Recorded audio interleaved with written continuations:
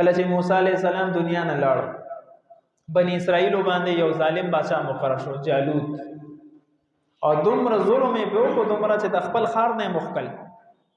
نو بنی اسرائیل په بیت المقدس کې راجمع شو مسجد اقصی کې او مشوره وکړه چې مونږ یو خپل مشر مقررو اب زمونږ لیډر شي او داغه په معیت کې به مونږ جهاد کوو د جالوت خلاف هغه وخت کې نبی چې هغه حضرت شمویل علیه السلام حضرت شمویل علیه السلام چې مشوره قائم شو هغه ولا به تور مشوره یو نوم پیش کوي طالوت چې کم دی دا به زمونږ جهادي لیډر شي مشر بشي او جنگجوم دی نو دا نیک خلک چې کله خبرو کې نو دا لاندې طبقه په خامخا اعتراض کوي چې تاسو سره څه دلیل دی ته د طالوت نوم پیش کې بل نه پیش کې نو دوه دلیلونه وته وي وزاده فی العلم بسطه وجسما د سه الفاظ دي چې دوه صفاتونه دي یو خدا چې د الله ډېر خوبصورت او طاقتور جسم ورکړي وي او جنگجو دی پويږي د جنگ په اصول پويږي دویم دا علم د الله علم ورکړي وي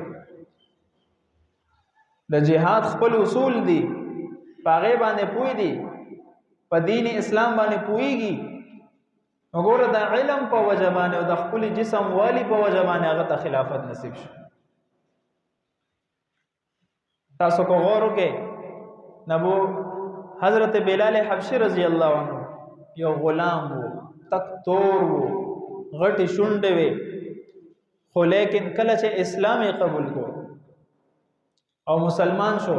نو سلور کاله مسلسل د نبی علیہ الصلوۃ والسلام د احادیث او شاګردي کړی دا زیات روایت دا غوینه نقل دي سره پاسه 15000 روایت دا غوینه نقل دي د دین اسلام ډیره حصہ دا غوینه نقل ده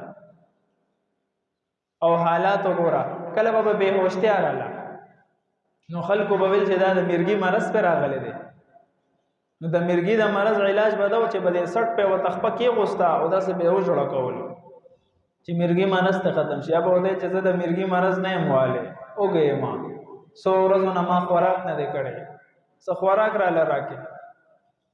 مسلسل د نبی علیہ السلام د احادیث او شاګردي کړی دا دونه مشکلات سره علم راځي نو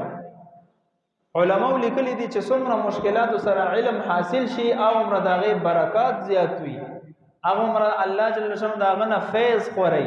داغه شاګردان زیات وي داغه نه علم چشمه رواني نو د صحابه وګوره کنه د دنیا ګوټ ګوټ ته د الله پیغام رسول